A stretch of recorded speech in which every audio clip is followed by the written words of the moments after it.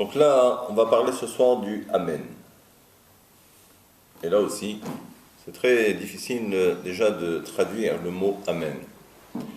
Si ce n'est qu'à travers, on va appeler ça des interprétations, pour essayer de comprendre quelle pourrait être la signification du mot Amen. Et là, l'auteur nous dit comme cela. Hala'one lishmoa mipi amvarer kol habracha ve'im shomea rak siumea nikret Amen yetuma.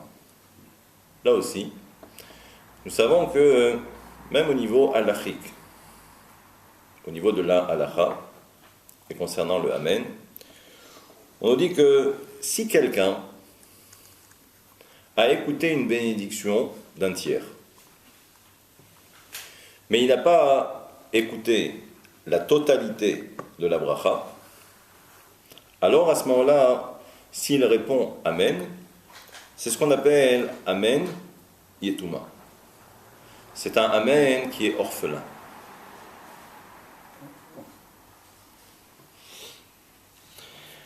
Et ça veut dire que nous avons ce qu'on appelle une asmarta, c'est-à-dire qu'on s'appuie sur un verset de la Torah. Asmarta, c'est l'ismor, c'est s'appuyer sur. Et là, on nous dit que nous avons deux psukim, nous avons deux versets de la Torah concernant Rachel et Yosef. Et qu'est-ce qu'on nous dit? Al Rachel ne'emar aïta yefat toar vifat mar'e. Traduction. Lorsque la Torah nous parle de Rachel, elle qualifie Rachel de aïta yefat toar. Elle avait une belle apparence. Vifat mar'e, et elle était belle. Et là, on nous dit que si on prend les Rachet Tevot, si on prend les premières lettres de chaque mot, on obtient un Yetuma, orpheline.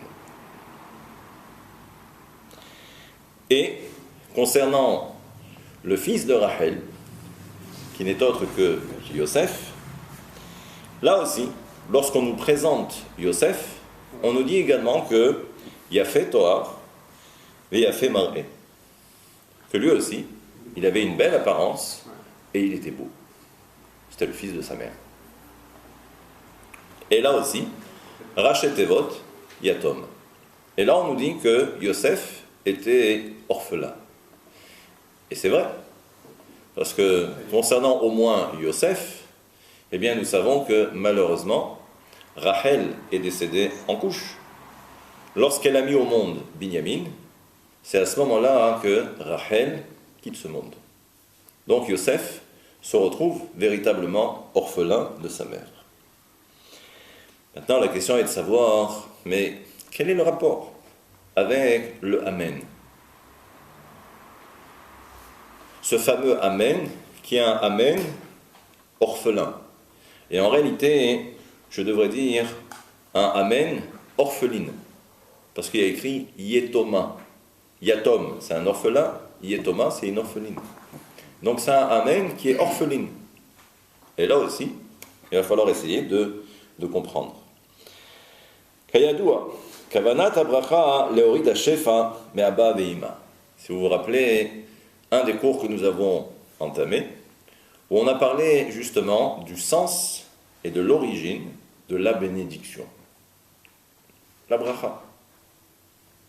Et on a dit que lorsque l'on récite une bénédiction, on fait descendre un influx de lumière qui provient du Père et de la Mère.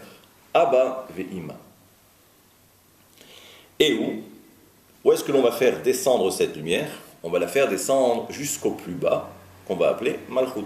Malchut qui n'est autre que la royauté. Kedei le'alot lema'ala, kedei shetuchal lizdavek ima ze'er anpin. Et nous savons que tout le but, si vous vous rappelez, c'est que pour qu'il y ait ensuite le fameux zivug, cette fameuse union entre le Ze'er Anpin et Malchut, eh bien, il faut permettre à Malchut de s'élever. Si vous vous rappelez, on avait dit qu'à un moment donné, Malchut descend de niveau. Et donc, ça veut dire que tout le but, c'est de permettre à la Séphira de Malchut de remonter, de retrouver sa place, et tout le but également, c'est de permettre, comme pour un homme et une femme, d'arriver jusqu'au mariage. Et en passant par les différentes étapes, si nécessaire, on a vu que pour arriver jusqu'au mariage, jusqu'à la choupa, jusqu'au zivouk, eh bien, qu'est-ce qu'on nous dit? On nous dit qu'il y a le principe même de la bar mitzvah, qui est une étape également décisive, une étape importante. C'est valable pour l'homme, c'est valable également pour la femme. Mais ça veut dire également qu'il faut attendre un certain âge pour pouvoir se marier. Mais ça veut dire également qu'il y a une certaine maturité. Cette maturité s'apparente à cet influx de lumière que l'on va faire descendre. Donc, quand on récite une bracha, on fait descendre la lumière, et c'est cette lumière qui va permettre ensuite, pour arriver à la fin, au zivou, à l'union maritale entre le Zeir Anpin et Malchut. Ve'abracha hi milemala lemata. Et nous savons que le principe de la bracha, c'est de faire descendre du haut vers le bas.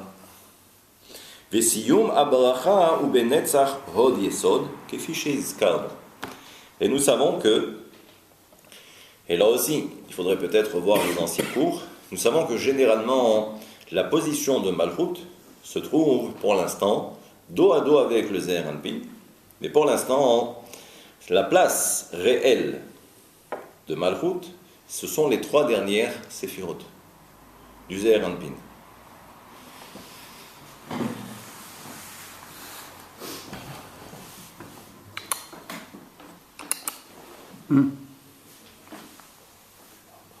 On avait laissé très bien.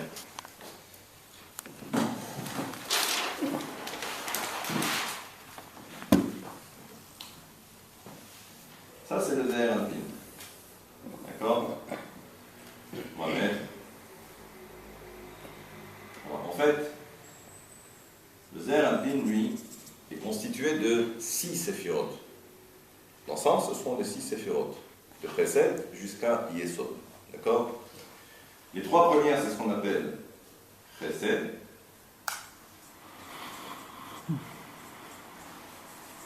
D'accord? Nous avons Gévoura. Et nous avons Tiferet.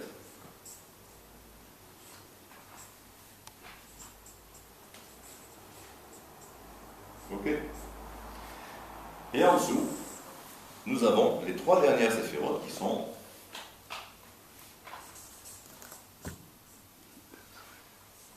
Netzach, on a Od et on a Yesod.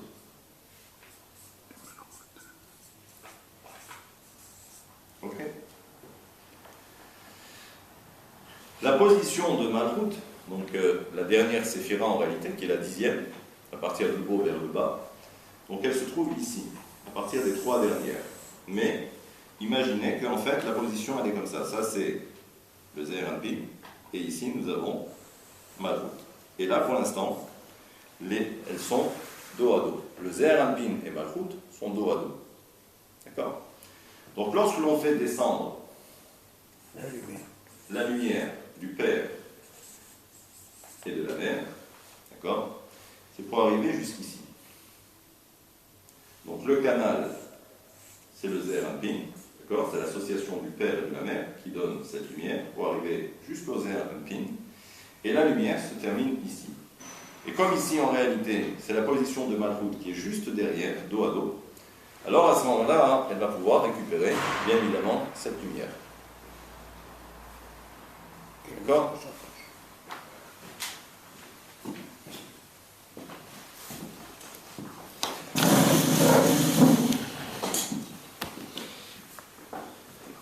Imken,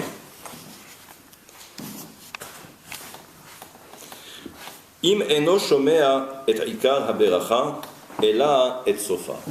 Donc si maintenant quelqu'un n'a écouté que la moitié de la bénédiction, et plus particulièrement que la fin de la bénédiction, que se passe-t-il? Koach aniyat ha'amen shelo irat alma sheshama. Donc ça veut dire qu'en fait, la personne va répondre Amen que sur ce qu'elle a entendu. Et puisqu'elle n'a entendu que la fin de la bénédiction, donc quelle va être la valeur de ce Amen? Klomar, שבכוחו לעלות המלכות רק עד נצח הוד יסוד ולא יותר. ולכן נקראת Amen יתומה. Et donc ça veut dire qu'en fin de compte, eh bien, il s'agit là d'une bénédiction, d'un Amen qui est orphelin. Parce qu'il n'a pas eu le début de la bénédiction. Et donc ça veut dire que cela va avoir une conséquence. Parce que si tout le principe de la bénédiction, c'est de faire descendre la lumière, mais il faut que ça se fasse en totalité. Et lui n'a entendu que la fin de la bénédiction. וזה מתקשר אל הפסוק שהבאנו, שהרי כאשר המלכות נמצאת למטה בנצח הו יסוד זעיר אנפין, לא מגיע אליה אור הבינה, לפי שאור הבינה מתפשט בזעיר אנפין, רק עד התפארת שלו, ושם מסתיים יסוד דאימה. Et là, c'est un principe, c'est que même si je vous ai dit que la position réelle de Malchut, ce sont les trois dernières Séphirot, Netzach, Hod et Yesod, en réalité, ça couvre également une partie de la Séphira de Tiferet. Si vous vous rappelez, à l'époque, on avait dit que au niveau de Tiferet, il y a ce qu'on appelle trois parties. Trois parties. Ça veut dire qu'il faut couper la Séphira en trois tiers. Alors, pour bien comprendre, la lumière provient de l'union du Père et de la Mère. Mais c'est la Mère qui reçoit du Père, et ensuite elle donne à son Fils qui est le Zér Anpin. Et nous savons qu'ensuite, il y a cette projection de la Mère dans le Zér Anpin. Et ça veut dire que, en réalité, la Séphira de Bina, donc qui est la Mère, elle descend à l'intérieur du Zér Anpin et elle s'arrête jusqu'au premier tiers de Tiferet.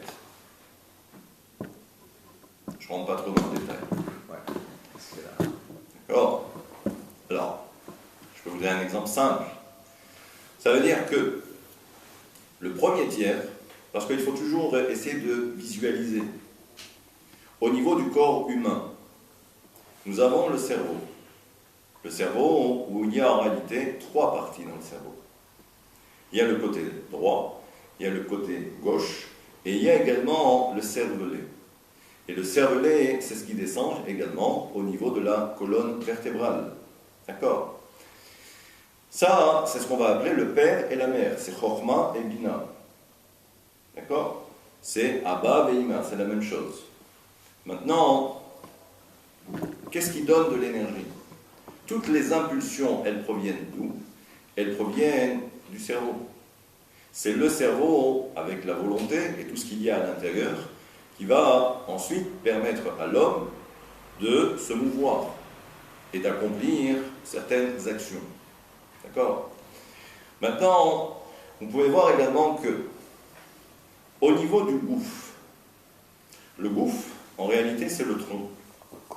Le Zér Anpin, si vous préférez, le Zér Anpin, c'est quoi? C'est, côté droit, c'est le Chesed, donc là, le bras droit. Ensuite, le bras gauche, ça c'est Gvoura. Et là, c'est Tiferet. D'accord? Maintenant, au niveau de Tiferet, on s'aperçoit qu'en fait, il y a trois parties. Il y a trois parties. Quelles sont ces trois parties? Il y a pour moi le cœur. Ça va jusqu'au diaphragme. Et ça, c'est le premier tiers. Ensuite, il y a jusqu'au nombril. Et ensuite, du nombril jusqu'en bas. Et ensuite, il y a l'autre partie que nous connaissons, qui est le Yesod, qui est la Brit Mila.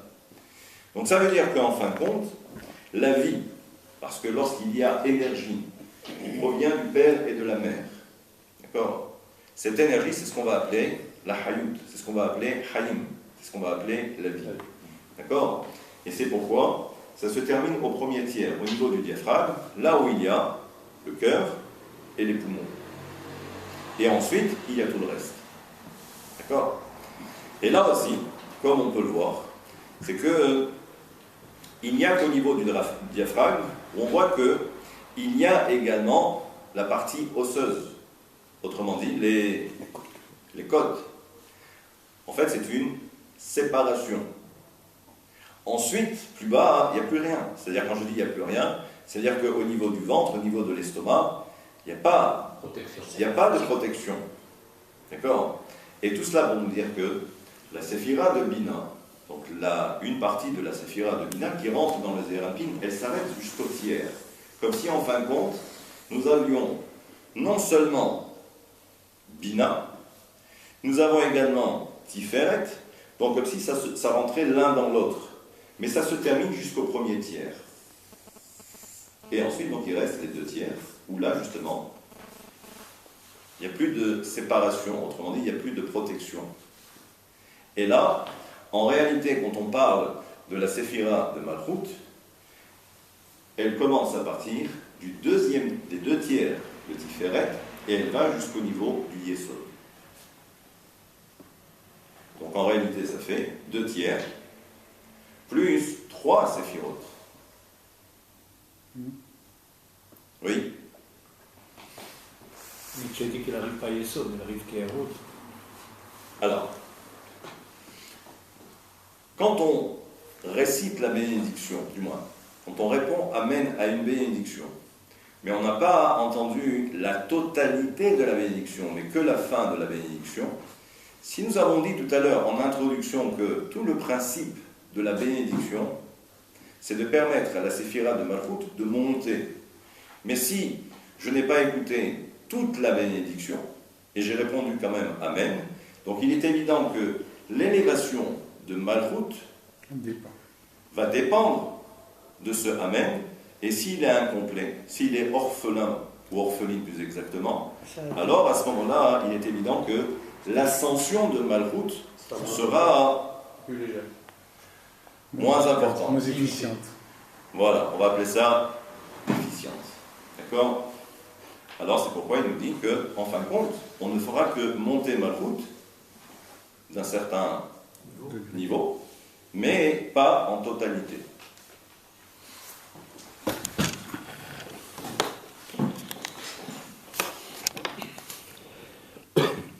Velachen nikret Rachel shea Malchut yetomar.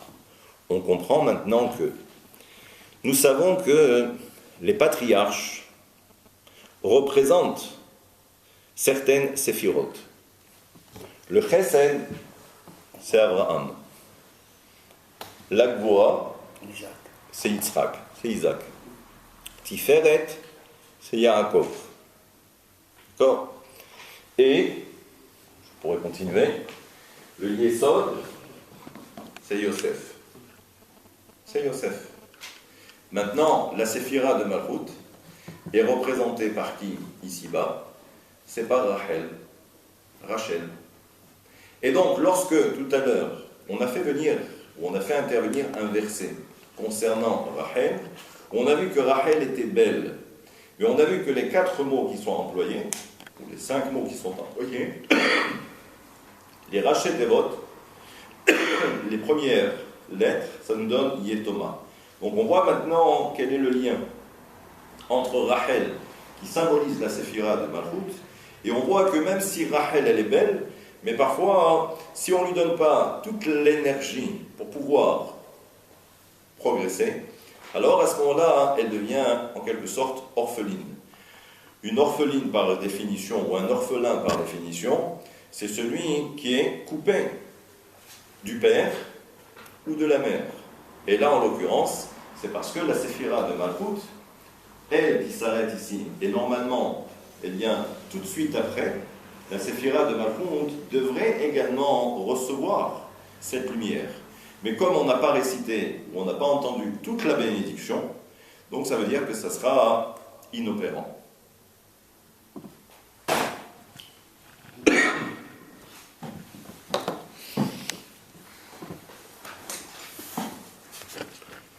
Donc là aussi, on peut comprendre que si la lumière n'arrive pas à bon port, alors à ce moment-là, que ce soit pour Malchut, mais c'est valable également pour le Yesod du Zeir Anpin.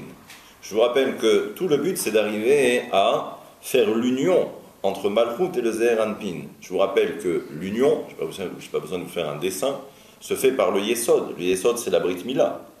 D'accord? Donc ça veut dire que, là aussi, c'est le même principe pour un homme et une femme. C'est-à-dire que si ça n'arrive pas jusqu'au Yesod, il est évident qu'il ne peut pas y avoir procréation. Il ne peut pas y avoir de zivug. D'accord? Donc ça veut dire qu'en fin de compte, on devient, tant au niveau de Malchut qu'au niveau de Yesod, on devient orphelin. Malchut devient orpheline parce qu'elle ne reçoit pas toute la lumière, et le Yesod également, la lumière n'arrive pas jusqu'à lui. Donc c'est pourquoi il est orphelin, lui aussi, de sa mère, de Bina. Pour bien comprendre la mystique, c'est qu'il faut toujours essayer de trouver un exemple. Et je le rappelle assez souvent, c'est que lorsque le Zohar nous dit, en se basant sur un verset de Iyov, Mi Bessari Echazé Elokai, c'est-à-dire que de ma chair, je peux comprendre, je vais voir. Ça veut dire qu'il faut essayer de comprendre qu'est-ce qui se passe en bas, et vous aurez exactement et à l'identique ce qui se passe en haut. Incroyable. L'union d'un homme et d'une femme, c'est exactement le même principe à un niveau supérieur. Je vous rappelle que lorsque la Torah nous parle, et lorsqu'elle parle de l'union, elle emploie la notion de da'at. Da'at qui veut dire le savoir. Rappelez-vous, et ça c'est le meilleur exemple, c'est l'histoire de Adam et Chava, Adam et Ève, où il est dit dans le verset, et de façon très feutrée, que l'homme a connu sa femme. Et on emploie le terme Vayeda, il a connu sa femme. Donc ça veut dire que l'on fait intervenir l'intellect, on fait intervenir également le cerveau. Ça veut dire que dans toute relation, c'est d'abord par Chokhma, Bina et Da'at. Et ensuite, nous savons que cela va interagir sur le reste du corps pour qu'il y ait procréation. C'est toujours le même principe, ça ne change pas. עיקר כוונת האמן היא לכוון לייחד את הזון, שהם סוד הוויי אדנות, שעולים בגמטריה אמן. Et là, puisque l'on a parlé de l'union, eh bien, si vous vous rappelez un petit peu, on avait dit que là aussi, chaque séphira correspond à un nom de Dieu. Nous savons que le Zeir Anpin, donc les 6 séphirotes, dans un premier temps, s'apparente au Yud Ke Vav Ke. C'est le tétragramme. Lorsque l'on parle, de Aleph, Dalet, Nun, Yud, lorsque l'on parle du nom que nous connaissons, Aleph, Dalet, Nun, Yud, eh bien, vous remarquerez également dans les Sidurim, dans les livres de prière, je ne parle pas des livres de prière que nous avons bien que maintenant, même par exemple dans le Patach Eliyahu ou dans d'autres Sidurim où ça ne figure pas, mais dans d'autres livres par exemple en Israël où maintenant c'est courant de voir que chaque fois que l'on emploie le nom de Dieu, le Yud Ke Vav Ke, on s'aperçoit qu'à l'intérieur, dans la dernière lettre du tétragramme, le He, à l'intérieur on inscrit le Aleph, Dalet, Nun, Yud, pour dire qu'en fin de compte, tout le principe c'est d'unir ces deux noms de Dieu. C'est le Yud Ke Vav Ke plus Aleph, Dalet, Nun, Yud. Yud Ke Vav Ke, le Zeir Anpin, et Aleph, Dalet, Nun, Yud, c'est Malchut. C'est ça tout le principe. Et c'est pourquoi, lorsque vous faites la valeur numérique du tétragramme, donc qui est 26, et nous avons également le Aleph, Dalet, Nun, Yud, qui a pour valeur numérique de 65. Quand on fait le lien entre les deux, l'union entre les deux, c'est 26 plus 65, et là ça nous donne 91. Si vous faites la valeur numérique du mot Amen, Aleph, Mem, Nun, Aleph c'est 1, Mem c'est 40, Nun c'est 50. Ça nous donne 91. Donc on voit que tout le principe du Amen, c'est relier deux séphirotes, Zeir Anpin et Malchut.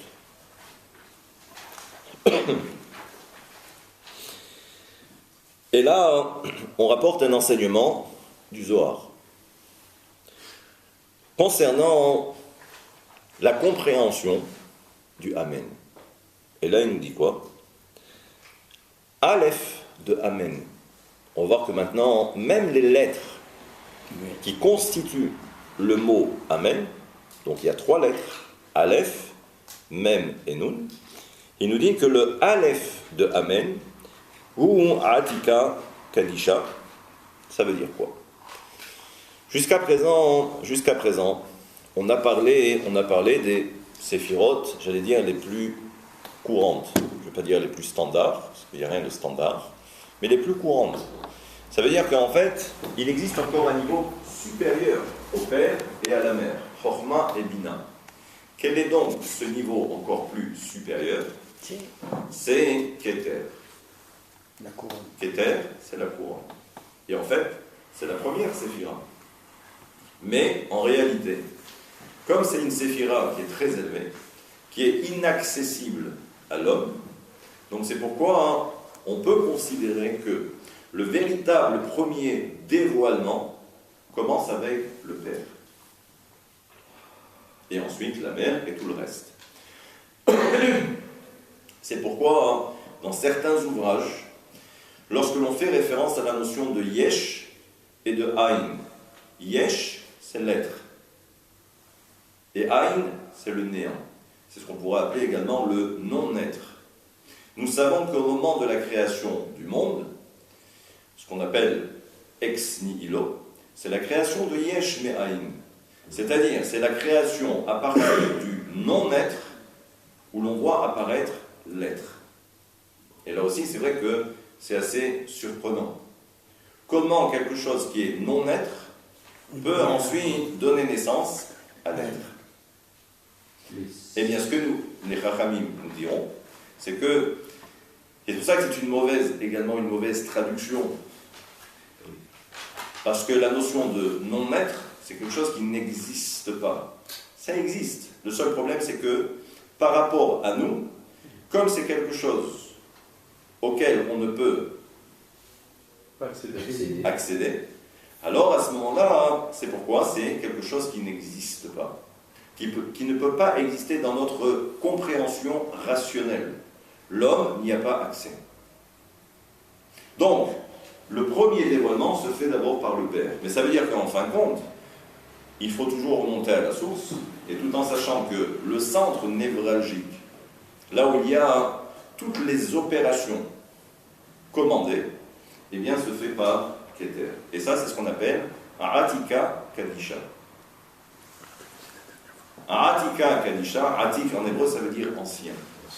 Kadisha, Kadosh, qui veut dire en hébreu sacré. Donc ça veut dire que c'est une dimension sacrée qui est ancienne, d'accord, entre guillemets, parce que la notion de temps n'existe pas à ce niveau-là. Donc ça veut dire qu'en fait, le Aleph de Amen, le Aleph de Amen,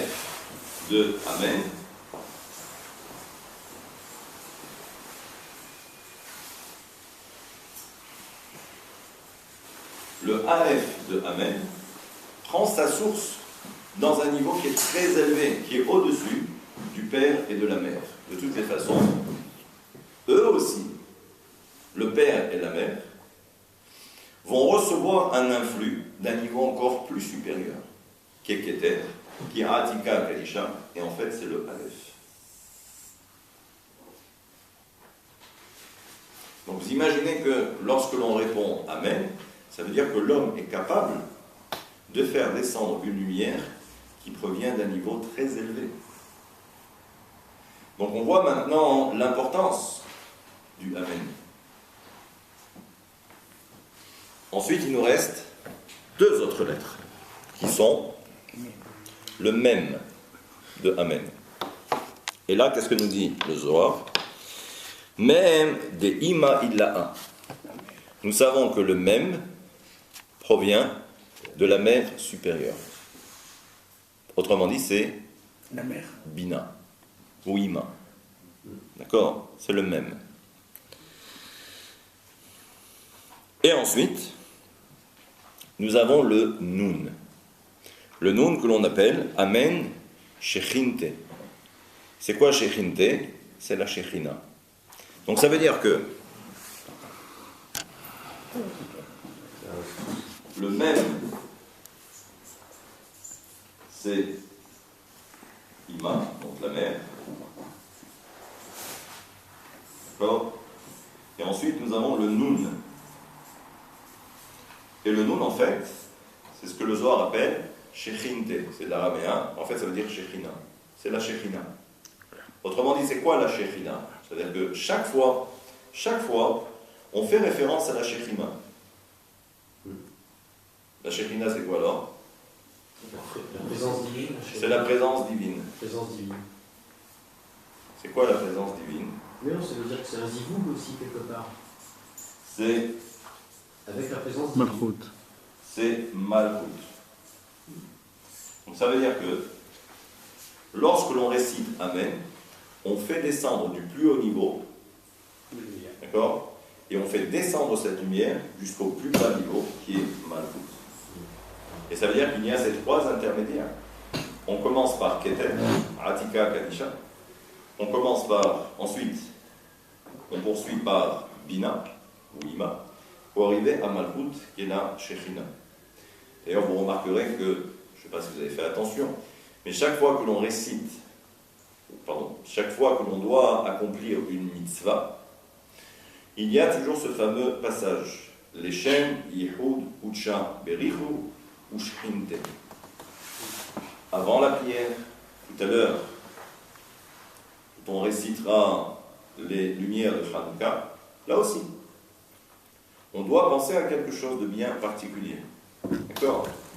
Qu'est-ce que ça veut dire? Ucha Berichu. C'est quoi Ucha Berichu? Ça veut dire Akadosh Baruch Hu. Avec qui il faut l'unir, le Yihud, l'union, ou Shchinte, avec la Shechina. Toujours le même principe. Ça veut dire que quand dans la Torah, on parle de Ucha Berichu, c'est le Zeir Anpin. Tout le travail de l'homme, c'est au niveau du Zeir Anpin et également de Malchut. Les autres, ces Séphirot, sont là pour donner de leur lumière. Mais il faut être capable de susciter cette lumière. Bon, maintenant, pour ceux qui ont parcouru les différents cours, on voit qu'en fin de compte, tout le travail, c'est au niveau du Zeir Anpin et de la Malchut, parce que pour l'instant, ce sont des séphirotes qui ne sont pas figés dans le temps. Ça veut dire que chaque fois, il faut que l'homme intervienne pour leur permettre justement de grandir. Et c'est pourquoi la meilleure image, c'est quoi? C'est un enfant. C'est la première période lorsque l'enfant, il y a la conception. Lorsque l'enfant est dans le ventre de sa mère, lorsqu'il sort, et on voit qu'il y a une progression. Quand je dis homme, c'est homme et femme, bien évidemment, parce que c'est le même parcours. Mais on voit que ici-bas, c'est le même principe. Lorsqu'un enfant il sort du ventre de sa mère, il ne peut pas arriver jusqu'au mariage. Du moins, il ne peut pas tout de suite se marier. C'est-à-dire qu'il y a cette progression. Et ça veut dire que chaque fois, il faut que l'on donne à l'enfant les moyens de pouvoir se développer, se construire, tant physiquement que également spirituellement ou mentalement ou psychologiquement, et ainsi de suite. Donc ce sont toutes ces étapes. Et en réalité, ça correspond à Zeir Anpin et Malchut. Donc on a vu ici, pour l'instant, la proposition qui est faite par le Zohar. Benazmir et Taïnian. Donc il nous dit, il faut maintenant expliquer, il faut maintenant commenter le Zohar, même si moi j'ai un petit peu anticipé. Il nous dit, Ha'ot Aleph ou Kepshuto. En réalité, la lettre Aleph, c'est la lettre la plus simple. Klomar, she'em, shlosha sefirot ha'elyonot, hen, asher, mekasherot et ha'olam ha'elyon, imze shelemata mimenu. Et là, il nous dit qu'en fin de compte, la séphira, du moins, la lettre Aleph, représente 3 séphirotes, ce sont les 3 premières séphirotes. Ça ne correspond pas à ce que je vous ai dit tout de suite. D'accord? Mais il dit ce sont les 3 premières séphirotes, pour nous dire quoi? Que Hen asher mekasherot et ha'olam ha'elyon imze shelemata mimenu. Ça veut dire que la volonté première des trois premières séphirotes, c'est de créer le lien avec ce qu'il y a en bas. Il ne faut pas qu'il y ait de dichotomie, de séparation entre le haut et le bas. Au niveau du corps humain, c'est exactement le même principe. Il ne faut surtout pas qu'il y ait de séparation entre la tête et le reste du corps. Sinon, s'il n'y a pas d'influx, à ce moment-là, la personne ne peut pas vivre, elle ne peut pas avancer. Donc ça veut dire qu'il faut créer ce lien. Veine kavanat atefila sheba'a bimkom korban lekarev et akohot. Et là, il apporte une petite précision. Il nous dit que, comme pour la tefila, la prière, qu'est-ce que l'on voit? Dans la première partie de la tefila, on parle des sacrifices. C'est quoi le principe des sacrifices? En avant-première. Il nous dit les karev et akohot. Il dit c'est pour rapprocher les forces en présence. Mais les kacher à olamot. Et c'est également pour lier les mondes. Besod à ketoret, par l'intermédiaire également des encens. Donc on voit que c'est tout un système ici qui est développé. Et ça veut dire que chaque chose a sa place. Et c'est-à-dire qu'on est dans un système. Les sacrifices ont une valeur. La kétoret, les encens, ont également une valeur. Et tout cela, c'est pour lier. C'est pour faire le liant. Car, à l'idée atfila, amekavem bekavanot anechonot, ou miyached et ayechudim ailonim, anechonim, miyached amkasher kol alamot. On a vu que tout le principe de la prière, pour quelqu'un qui comprend le sens de la prière, et qui comprend en fin de compte que tout le but de la prière, c'est de permettre justement ce lien entre les différents mondes, vezeh lachon tefila. Et c'est ça le principe même du mot tefila. Tefila, c'est milachon samid patil. Et c'est quoi? C'est-à-dire c'est un lien. C'est comme si on avait un fil conducteur. Veine, sod akishur ou milemata lemala.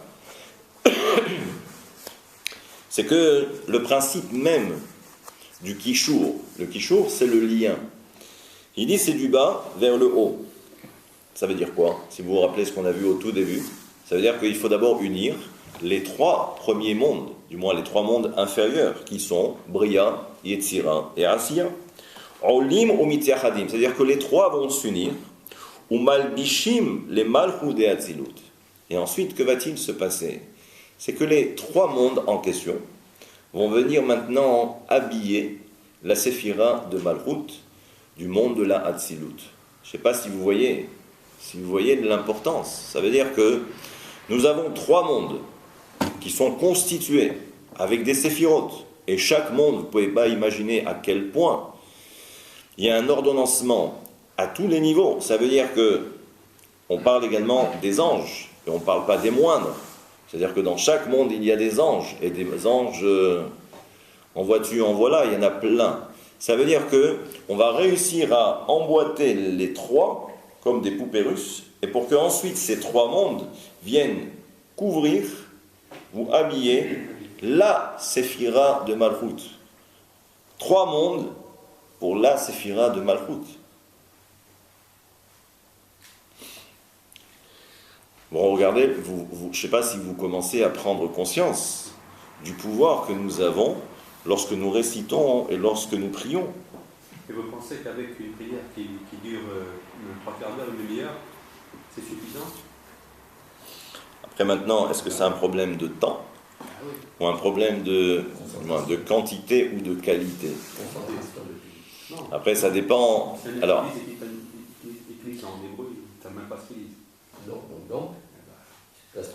c'est pourquoi il y a le minyan. C'est pourquoi il y a le minyan. Le minyan, c'est quoi? C'est au moins 10 personnes. D'accord? Donc ça veut dire que lorsque l'on prie dans un minyan, alors à ce moment-là, il est évident que tout le monde profite. Celui qui sait lire, celui qui ne sait pas lire. On donne celui... procuration à l'autre pour qu'il puisse... C'est cela. Ça veut dire que celui qui comprend, alors à ce moment-là, il permet également à la prière des autres de pouvoir également s'élever.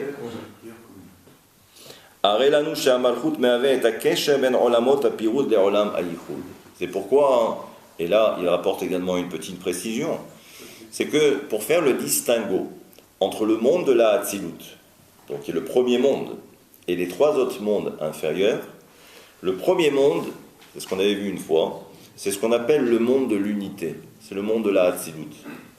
Les trois autres mondes inférieurs, c'est ce qu'on appelle le monde du Piroud, qui veut dire, c'est le monde de la séparation. C'est le monde de la séparation. Et ça veut dire que la Séphira de Malchut, c'est elle qui va permettre à ces trois mondes, qui représentent les trois mondes de la séparation ou de la division, pour leur permettre justement de monter et pour faire ensuite partie intégrante du monde de l'unité. Tout ça, c'est important de le dire. Pourquoi ? Dans le monde de l'unité, j'allais dire, il n'y a pas d'histoire. Pourquoi il n'y a pas d'histoire ? Parce que c'est le monde qui est unique. Et ça veut dire qu'il ne peut pas y avoir de dissension possible. Il ne peut pas y avoir de polémique possible. Parce que c'est unique. C'est l'unité. D'accord ? Un, c'est un. Dès l'instant où on fait intervenir le nombre, à partir de 2, de 3, de 4, ou de 5, ou de 6, à ce moment-là, il faut faire un tri. Et lorsque ça devient encore beaucoup plus multiple, donc ça veut dire qu'on rentre dans le monde de la division. Quand je dis le monde de la division, en fait, c'est le monde de la polémique. Parce que justement, il y a le nombre. Quand on a affaire à 1, on n'a pas affaire à 1000. 1000, c'est compliqué. 2000, c'est encore plus compliqué. 10 000, 100 000, 1 million. Tout ça, c'est compliqué parce que comment vous allez faire le tri ? Et c'est pourquoi également, au niveau de la compréhension, également au niveau de l'analyse, lorsque vous avez par exemple comme en mathématiques, vous avez, comment on appelle ça, une équation à une inconnue. Eh ben ça va, c'est une inconnue. C'est facile. Quand vous avez 2 inconnus, ça commence à devenir un peu plus compliqué. 3 inconnus, je ne sais même pas s'il y en a 4 après, je ne sais plus parce que je ne suis pas matheux. Donc l'histoire c'est que ça devient beaucoup plus compliqué. D'accord ? Plus je rajoute, et plus ça devient compliqué. Mais dans le monde de l'unité, on ne se pose pas toutes ces questions parce que c'est le monde de la vérité. Il n'y en a qu'une. Aujourd'hui, quand on descend dans les 3 mondes, ça devient une vérité multiple. Alors le problème c'est qu'ensuite, on ne sait plus laquelle c'est la vraie. Comme si la vérité avait plusieurs facettes, comme si c'était un puzzle. Mais le problème c'est que si vous avez une vérité avec un puzzle, il faut trouver d'abord chaque pièce, ensuite il faut assembler chaque pièce, et ça veut dire qu'ensuite, puisque j'ai assemblé chaque pièce, c'est ça qui devient un puzzle, ça veut dire que ça devient unique. C'est-à-dire que j'ai une seule photo, parce que j'ai tout rassemblé, alors à ce moment-là ça devient la vérité. Mais si je commence à couper la vérité en plusieurs petits morceaux, c'est très difficile. Et c'est ça le principe de la division et de la polémique. Parce que chacun possède un morceau du puzzle. Et lui, il s'imagine que, en fin de compte, il n'y a que ce petit morceau de puzzle qui est la vérité. Il dit non, mais moi aussi j'ai un autre petit morceau de puzzle. Moi aussi j'ai la vérité. Elle dit alors comment on fait ? Et c'est à ce moment-là qu'il y a polémique. Mais au niveau de l'unité, il n'y a pas. La vérité, elle est ce qu'elle est. Elle est unique. Donc je n'ai pas besoin de me prendre la tête. Donc on voit ici que c'est tout le principe. C'est de permettre à ce que cette division, le nombre, la multiplicité des tâches, on permet à tout cela de remonter à son point d'origine, qui est le point de l'unité. Et à ce moment-là, il n'y a plus de question. Donc on va voir par la suite que il y a tout là aussi, un autre cheminement, et on verra que le Amen, on va voir qu'il y a encore d'autres facettes, et toujours également sur le plan halachique. Et ça, c'est ce qu'on verra, Bezrat Hashem, la semaine prochaine.